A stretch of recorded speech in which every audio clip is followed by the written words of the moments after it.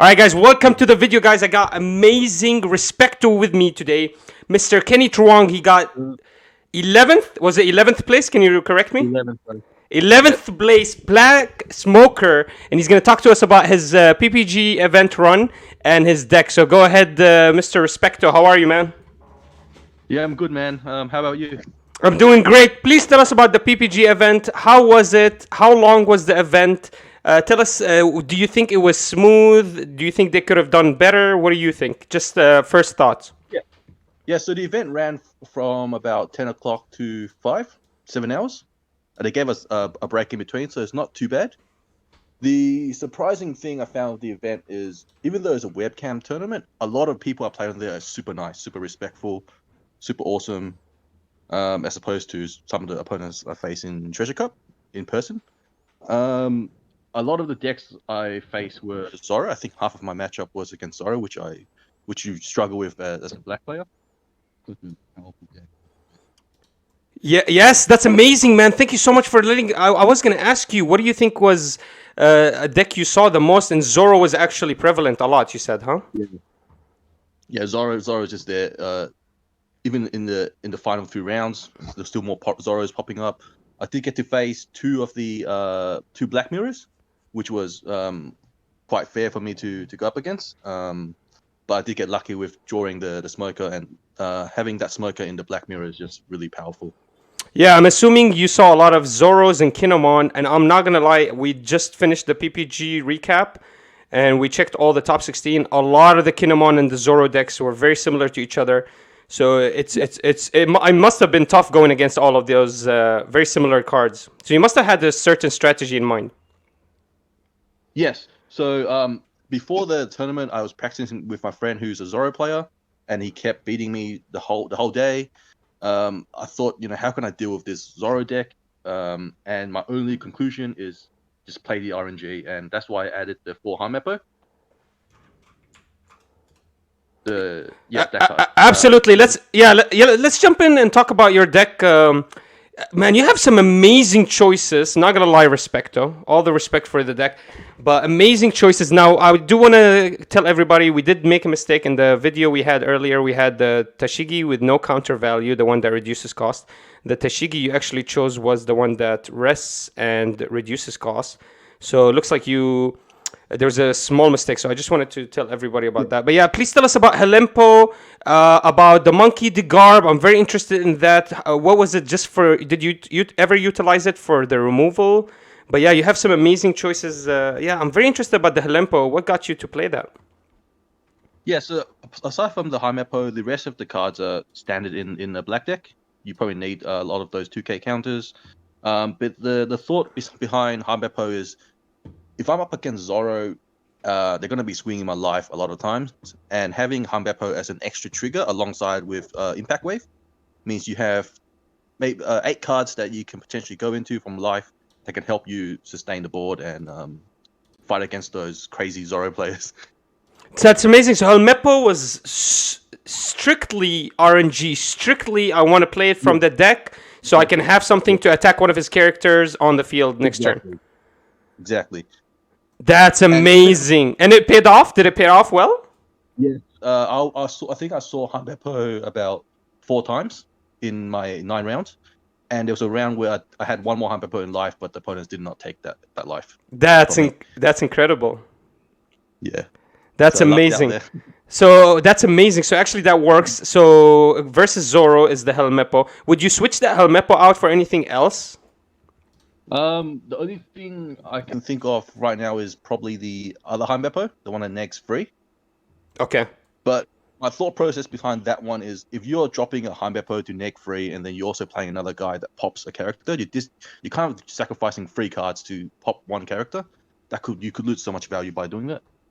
Yeah, absolutely. And it seems like a very late game play. Yeah, in cards is not something Smoker really deals with very well, resource management. Yeah. Absolutely amazing. Free value. Tell us about your best card in the whole deck. Best card in the tournament would probably be the Smoker. The leader. No, the Oh, yeah. We talked about this. A 7k base, 5 costs, really easy to get off turn 3, and then Yep. just is super hard to remove, and the opponent wants to remove it. Yeah, there was a matchup against a Kaido player where I was on 10 Don and I dropped Smoker and Boss Loon in the same turn, and that just pretty much cancels out the 10 drop. Because you drop the 10 drop at that point, you're just gonna get swing into and then die. Yeah, that's Kaido can't pop them. So would you say you played Smoker every game once at least? Not every single game. Against green, it's okay into green, but it kind of loses value because green doesn't have any card that really pops anything. So I like to play against Kaido and purple and red cards, decks that can pop stuff. All right, that's solid. And for Impact Wave, was that too much for you, or did you enjoy that for? It's a little bit too much, but it's one of those cards where you have to have in your deck. There was a game where I drew into 2 Impact Wave at the start, and it was kind of like dead to me. But yeah, it's one of those cards where you just have to have in your deck. If Zoro builds a big board, you need to have those Impact Wave ready. Man, Impact Wave is so amazing in the trigger effect as well. It's such a strong card. Yeah, it's really good. It is expensive. 4, I think, is a little bit too much. You're right, but I think that value of the trigger, just you want to get that off. It's so big. It can also be easily played around if the opponent knows what they're doing. Like they swing with the character first, and then it can't be popped down. Exactly, you're right. That's absolutely okay. Tell us a little bit about how the Kinemon matchup goes, because now Kinemon is going to be a top deck. We're going to see it a lot. Do you struggle versus that deck? Do you feel like it's more RNG based, or do you feel comfortable against Kinemon? Kinemon is a little bit RNG. If you mulligan for Kobe and Sakazuki, you should be okay. With Kobe, you can answer their Okiku. And with Sakazuki, you can hang on to it for when they drop the Odin or even pop a Yamato. So if you get 2 Kobe at the start, you're really in a good spot. Amazing. I do want to ask you a little bit about other options we could have added into the deck, and I'm just interested to hear your ideas. How come there was I think possibilities you could have done? For example, there's the Smoker 3 cost that cannot be KO'd by effects. Have you ever thought about doing adding that card? I know a lot of people are playing it. But I just am interested in your opinions. Yeah, I like the card, but I think when you're on free dons, you rather play the Kobe, or you probably have other plays to do, like you swing with the leader and put 2 dons on Garp to pop a 1. And the Smoker, once he attacks, he kind of becomes really weak. He gets popped by a 6k, or you want to discard 2 cards to save him, which is probably not worth it.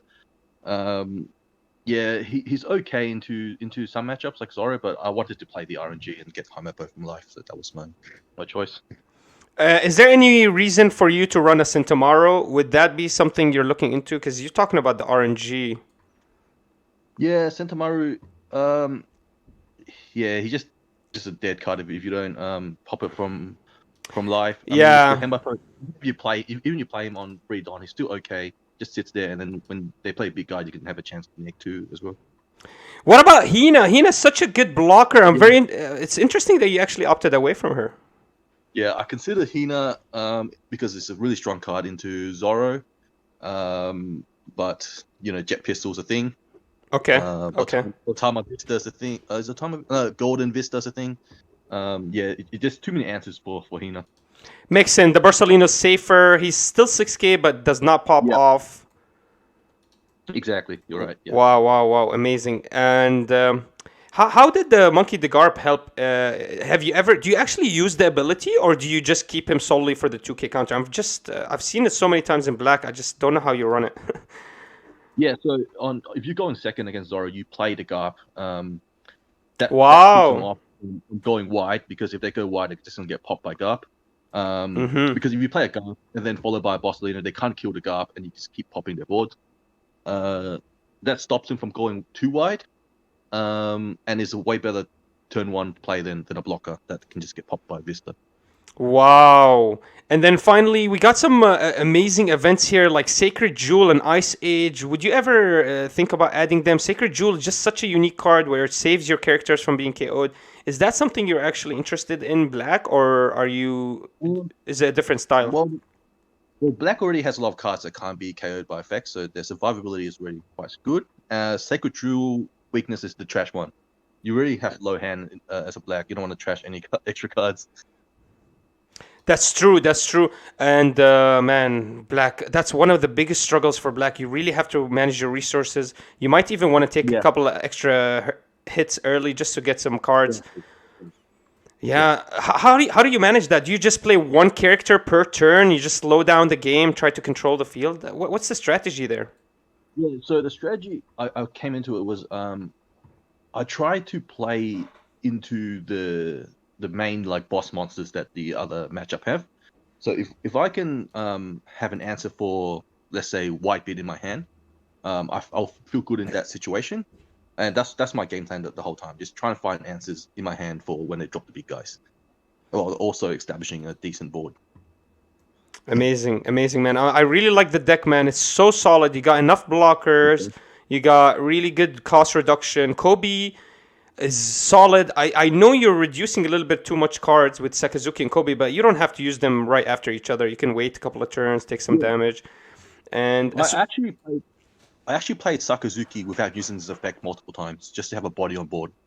wow, really? Yeah, it's Damn. not bad as a K for 6. That's one Because thing. I used to run, I used to run Kaido in the previous set, and you would do that for the 6-drop king as well. Just have a body there. So it's also 7K is a big character. It's huge. It's huge, and yeah, the removal is just a plus. But yeah, that 7K body is literally why you're playing him. That's true. Now, tell me, is there anything that you really want to change in this deck? Like because there are some regionals coming up.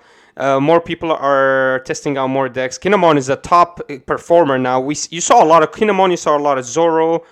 Is there anything you would switch out for just to go against those two? Because I think Whitebeard, Kinemon, and Zoro is going to be the three top contenders now. So is there anything that you want to switch out to be ready for them in any other regionals?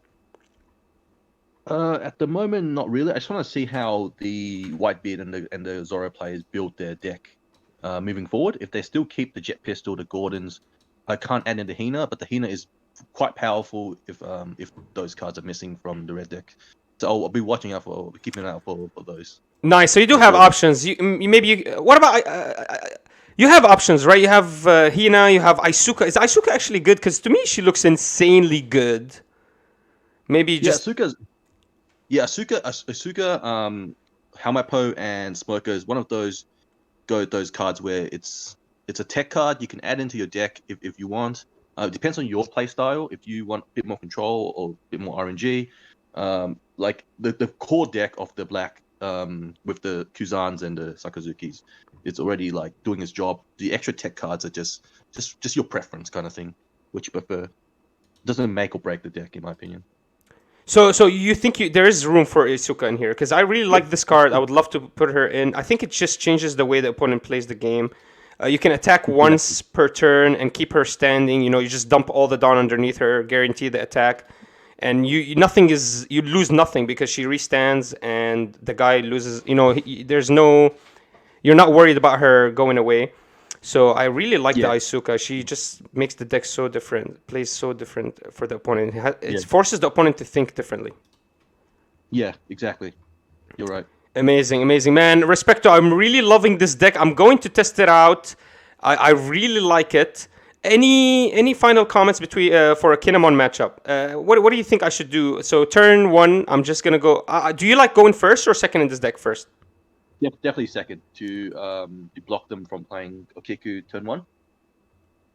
Nice. So going second, you get an extra draw. You are gonna take life early, but that's actually good for you. You want that draw. Yes.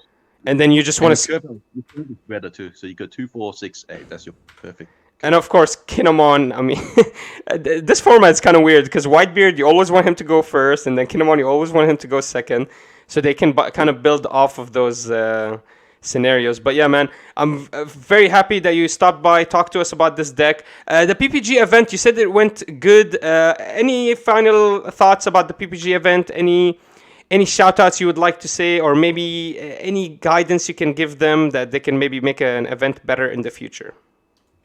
No, the event ran perfectly. It's great. They gave us lunchtime. If you need a judge, you just type in the chat, and a judge will come in straight away. Judge was also going through each room randomly. So I think it's a very well run event. Just shout out to my mate Lucky from the Treasure Cup, top 8, my bro. Shout out. And Tim, who's also got top 15th. Nice, man. You're hanging out with the top gangsters, with the top Yep. G's of the whole block, man. I heard there was a Christina second or third place. Was that is there a female that won third? Yeah, I believe she's a female, but I'm not sure on who she is. But yeah, our group is just all top guys, so we train with each other every day. After work, go on the sim, keeping our mind fresh. That's absolutely amazing, man. Kevin, thank you so much for this information. I learned a lot about the deck. I learned how to, I think your deck is solid. I'm gonna get a lot of inspiration from this. Man, it's very hard for me to switch anything out. I guess I want to add some Isukas. I really like those Isukas. Maybe reduce impact waves, but you want impact waves as well. I think you built an amazingly strong deck. I'm just surprised there was only one smoker in top 16, yeah, I think it was only one smoker in top 16. Was there not a lot of smokers in the tournament? I think they just have such a bad matchup into Zoro. Zoro was just running rampant in that tournament. I mean, both of my losses were to Zoros. Damn. Yeah, the deck was a problem for me that day. Damn. Okay, absolutely. That makes total sense now with a 50%. Sorry, go ahead. There was a game where I popped 3 white bids in a row, and I still lost. Oh my god. Yeah, man. I keep saying that guy, his late game is turn 3. He's already in late game. I don't know how you can even deal with it. But Whitebeard, I think, has a good matchup versus him. It kind of forces him to switch out his whole thought process. But Smoker, yeah, he's gonna struggle, especially because you don't draw. You do have some blockers, but you don't have that many. And yeah, the deck is just so fast, and everything you have is pretty expensive. Yeah. Amazing. Respecto, thank you so much for the information, man. We learned a lot today. Thank you. Shout out to Lucky and all the boys, Tim and everybody. And thank you again so much for stopping by, man. We learned a lot. Thank you so much. Cool, bro. Keep up the good work, man. You're doing well. Thank you, boss. Man, that was